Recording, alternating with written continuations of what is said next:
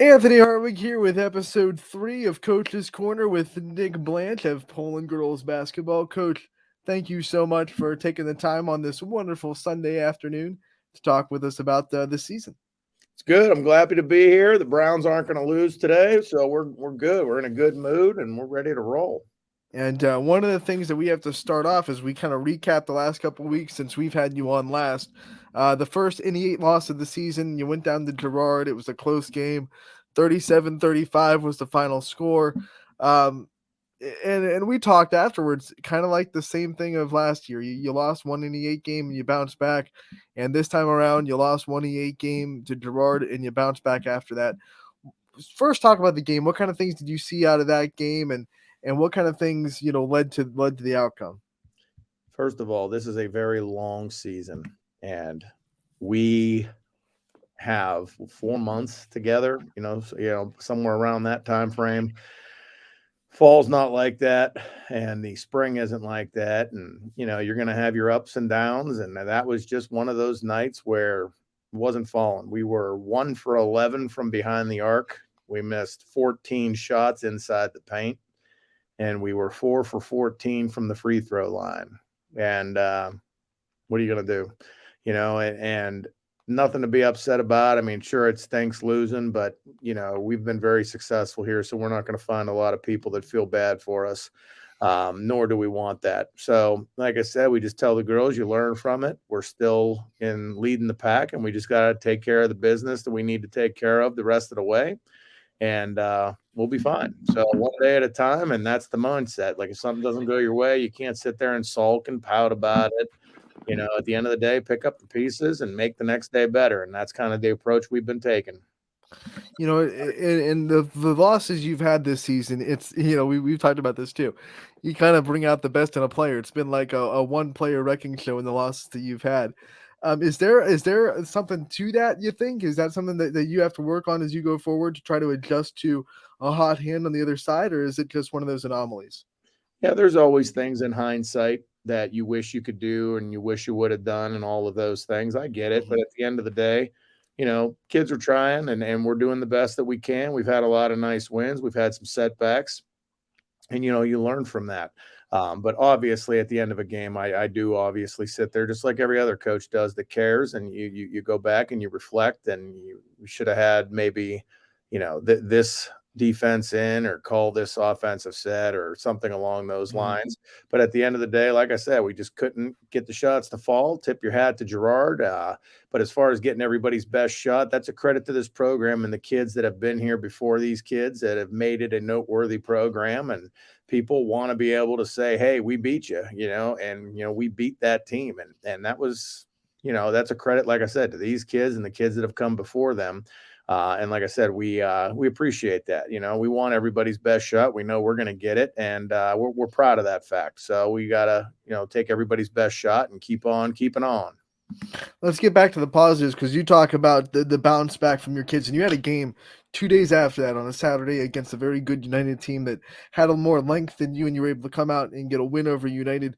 What do you see right after that loss to come out in that game on a Saturday afternoon and to really focus up and get that win and show resiliency from your roster? Well, that was a good one for us. So I know United's a good one. I was asked before the game, like why would we schedule United? They didn't know anything about them. And I said it's a good program, and we struggled with them last year, and their JV team pummeled our JV team pretty hard last year, and they had a lot of those kids back. So it's a good program and well coached, and I knew their length was going to give us a problem. And after the game, obviously it was always good to win, but you had some other issues to deal with because we rotated differently that game. And some of the kids from some of the adjustments we had to make didn't get their usual rotations, their usual minutes. So some of those kids were feeling pretty down because they wondered, obviously, why didn't I play very much today? We only played 2 quarters JV because United had some injuries. And so that took away their time as well. So there's always something you've got to deal with. And I want to deal with those things because I want the kids to know their worth, but I also have to do what's best for the program. And sometimes I'm right, sometimes I'm not right. And, but I still always have to remember their feelings, and they're young adults here. And I don't want anybody leaving the locker room feeling down on themselves. So that was my number one concern after the game. The long faces, just kind of like, hey, it's okay. It just wasn't your game. You went in there, their length distracted us. We had some problems, turnovers, things of that sort. And it was just my guess, and it ended up working out. We won.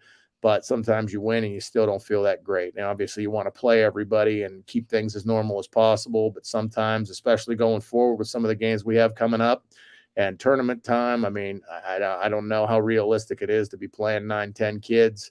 You'd like to, but you got to go with game situation and try to keep everybody as happy as possible. And you've been able to win since, and now here we are at this point in the season, like you said, where it's the final stretch. It's February. I know the seedings are being voted on this week, and we'll have the brackets by a week from Monday. So it's that kind of time of the year. What's the game plan for the last stretch of the season to balance getting everyone striding for the tournament, but also just trying to go out and keep your regular season goals in front of you as well? Yeah, we always talk about one step at a time. I mean, we're not getting too far ahead of ourselves right now. We're focused on South Range tomorrow. And after South Range, then it'll be Jefferson. And then after Jefferson, it'll be Struthers, so on and so forth. We're not getting ahead of ourselves right now. The only goal we have is to secure the NE8 championship. I mean, that's always goal number one for us. And then after that's done, even when the brackets come out, we're not focused on the brackets till the season's done. February 11th comes and we finish our game against Mooney at Mooney on that Saturday, then we will turn our attention and scouting reports and everything to whoever we come across in the tournament. But it is exciting, and it's also sad at the same time because I have 5 seniors this year. I mean, that's a lot to let go of, and I know it's winding down very fast. And that's what I want these kids and all these kids that play in different schools to just appreciate the time you have and focus on the positives. I mean, everybody could tell you something they don't like quicker than they could tell you something they do like, and it's just like, it shouldn't be like that. Enjoy the experience, because when it's done, it's done. But losing 5 kids this year, that's going to be tough. And hopefully we can keep them in a Poland uniform as long as we possibly can, and make this thing even more successful, but just keep our time together going, which is what I really care about. When you look at getting the bracket, you have to vote as a coach on the seating and stuff. Is it hard to not look ahead and not look at that bracket and not start thinking about tournament time? I mean, obviously you want to take it one step at a time, like you said, but growing as a coach every year, have you ever had to struggle with keeping that balance of you do have to vote for seating, you do have to look at that stuff, but you can't really think about it too much until the season's over? That is correct. Yeah. And like, I'll do my job with getting research done and learning about these teams, especially for us this year, because we dropped to Division 3. I don't know very much about these teams that are in this Division 3 bracket. So I've been peeking around, because obviously February 11th isn't the time to start looking at who's doing what. But I also do research when it comes to voting. So that way I can vote someone based on not only their overall record, but also their strength of schedule. Like, if you're playing all lightweights and have a pretty record, I don't really give that a lot of credit compared to somebody who's got maybe a few more losses, but they're playing a Division 1, Division 2 schedule. I give that more credit. They're challenging themselves more. So I'll look into it from that standpoint, try to learn a little bit about these teams and do my homework behind the scenes.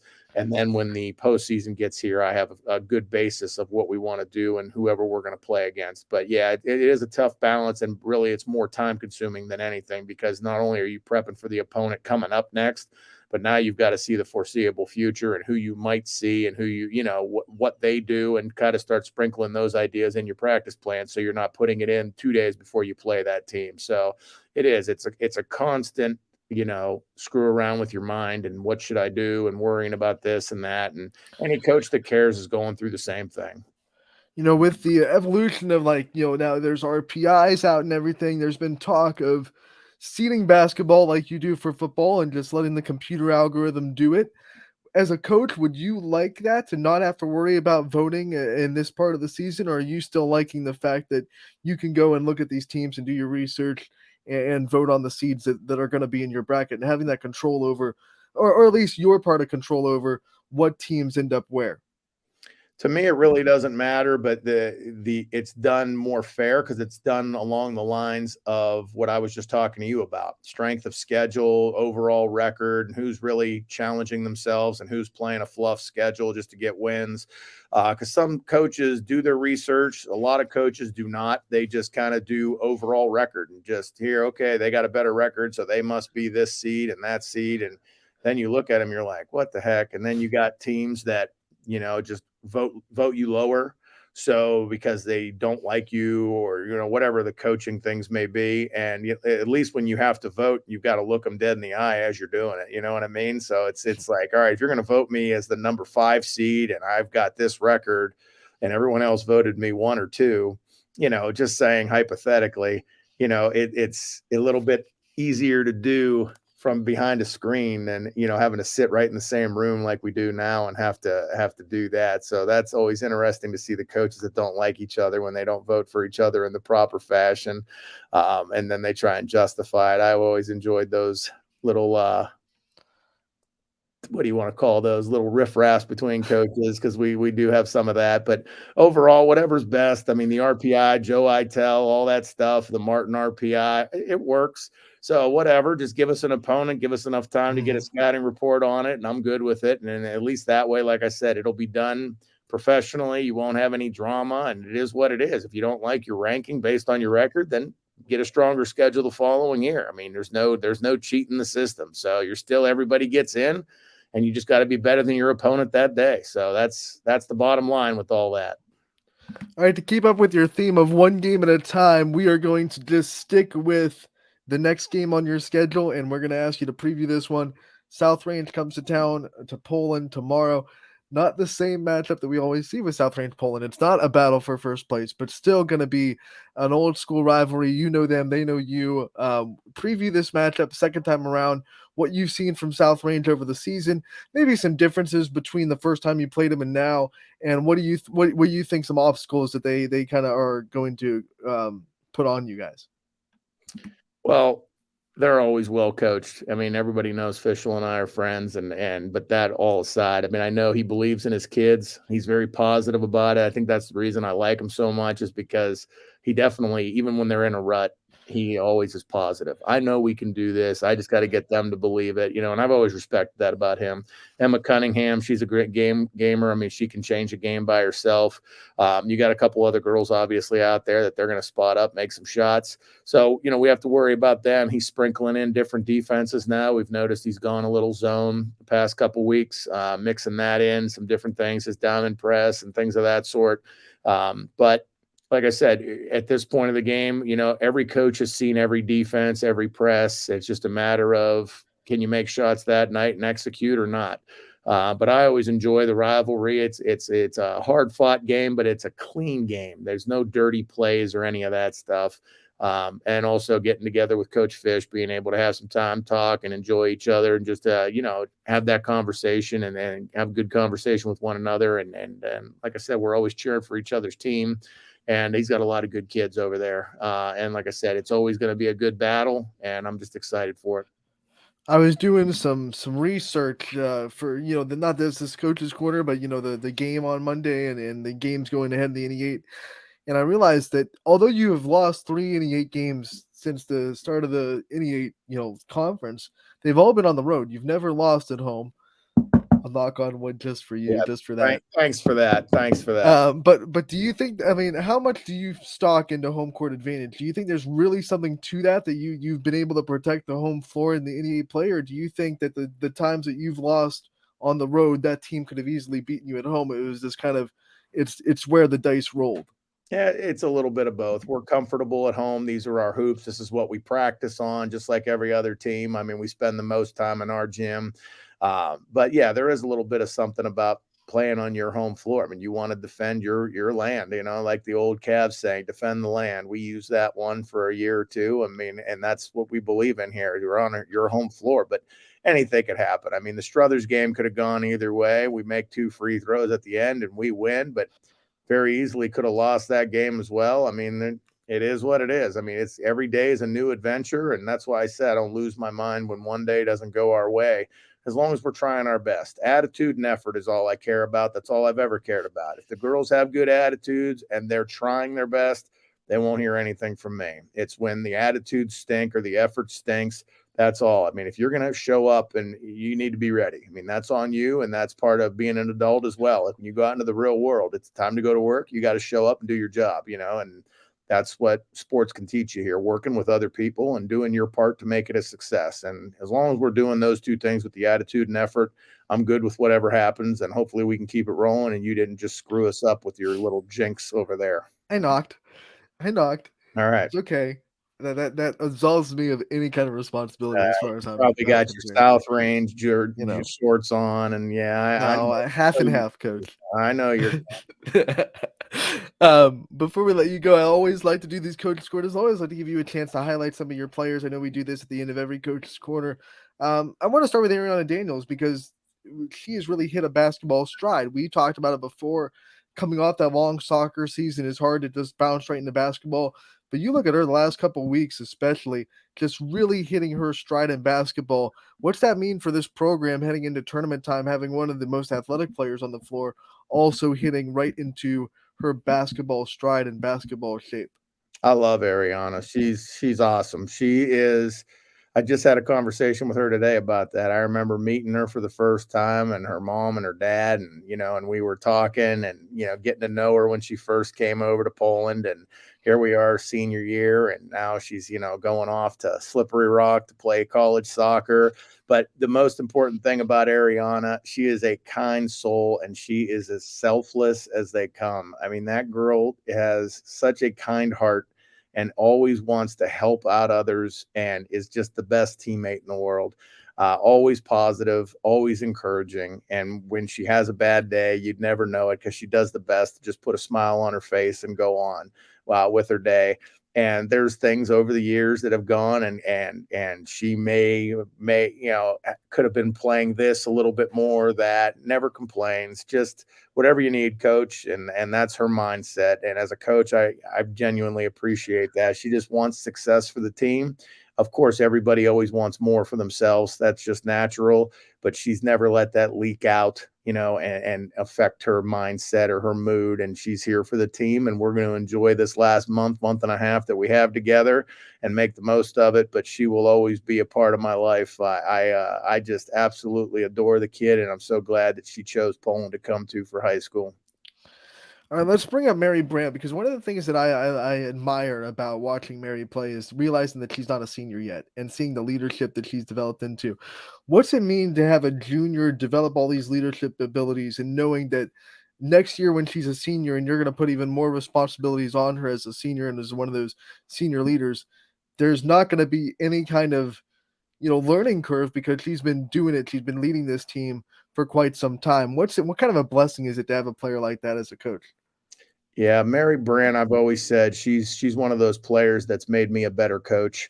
When she was a freshman, we obviously knew her abilities and what she could do, and I was pushing her pretty hard, and she had a pretty good freshman year, but she wasn't having as much fun, because it was constant, and that was on me. It was just like, all right, you're a freshman, you're blessed with all this talent. We got to do this, we got to do that, push, push, push. Jackie's a senior, and we're trying to have this great year. And deep down, she's learning a lot, but she's still intimidated because she's a freshman and always getting pushed. And now at the end of the day, the year's done, and you find out, it wasn't as enjoyable for her. So I've really tried to back off of her and just let her be Mary. She's very gifted, very skilled, again, very selfless. She'll do whatever she's asked of. I've got her in the post at times. I've got her as a point guard, an off guard. She can do it all, play all positions 1 through 5. Great teammate, another one the girls just love. She'll be a captain for us next year. Continues to work extremely hard, build her confidence up, and believe in herself more. She's shooting a lot more this year, finally, which is what we want for her. But we're kind of just letting her develop at her pace, encouraging her, and just, again, learning from my mistakes her freshman year as far as pushing and wanting her to be something that she wasn't ready to be yet. And that's the most important thing. And that's one thing I'm always going to be grateful to Mary for teaching me that lesson. Of course, we had to learn it the hard way, just by not having her have that great of a freshman year emotionally, just for the fact that she didn't want to be pushed over and over again, but she just kept going through with it and finding out this stuff afterwards. But now she's enjoying things a lot more, and I've become a better coach because of her, and I will always appreciate that and respect that about her. And going forward, the leadership she's going to bring next year is going to be second to none. We've had great leadership again this year from our seniors, so it's going to be a smooth transition. The biggest problem with Mary is just going to be getting her in the gym because she plays everything and she's awesome at everything. And, it's just going to be finding time to get her in the gym and get her reps. But as long as she's having fun, that's all I really care about at the end of the day. She's here, she's doing everything to the best of her abilities, and more importantly, she's having fun doing it. I'll leave the last player for this episode open door to you. I want to know from your perspective, who's one player on your roster that you've seen really exemplify everything that you want out of a player? Maybe it's the teammate aspect, the culture aspect, the attitude aspect. Who's one player that you think maybe isn't talked about that you just really want to give a spotlight towards? Eliana Thompson. She is number 10 for us. She is a freshman, and I have worked her in as like sixth, seventh man throughout the year this year. It's very hard to be a freshman and come in and play varsity basketball. We have given her a lot of opportunities, and at times she's done really good, and at times she's struggled because the learning curve. She's one of the girls in the United game that didn't play as much as normal because the traps, the length, the aggressiveness, it just wasn't a good fit for her. But she always comes every day. She works extremely hard, and she's never one with a bad attitude, never talks back, does everything that we ask of her. And she is a very good soccer player, an excellent softball player, and she plays basketball as well. And she almost didn't play this year. She just didn't think it would fit in her schedule, and she didn't think she was good enough to play. But she is athletic, and she goes out there, and defense is her strong suit, but her offense has been coming along. She's been putting in extra time after practice when she can, and just developing her confidence. It's been very fun to watch, but this is also very important when you're graduating 5 kids like we are. So next year you'll have a smooth transition with kids like her coming back that have a lot of experience and have gained the confidence and taken the bumps that she's needed to take as a freshman. And because of situations where I've been in with like Mary Brandt, for example, I haven't pushed as hard, and I've known just to kind of take it step by step, teach, and let it come naturally as quickly as she wants it to be there, developing and having fun, rather than pushing her to develop quicker than what she's ready for. So overall, that's one that you want to keep and be ready to hear about and talk about in the years to come. Eliana Thompson, number 10. Great kid, great athlete, and she's going to be one that's going to be all about Poland basketball here in the years to come. I've already called her name quite a bit. Can't wait to keep doing it for another 4 years, Coach. Thank you for the time today and for this episode. We look forward to more throughout the season where you'll be able to talk about more players and more great things about this program. But once again, we thank you for your time today for episode 3. Good luck in the upcoming week or two, and we'll see you back here for episode 4, hopefully before tournament time.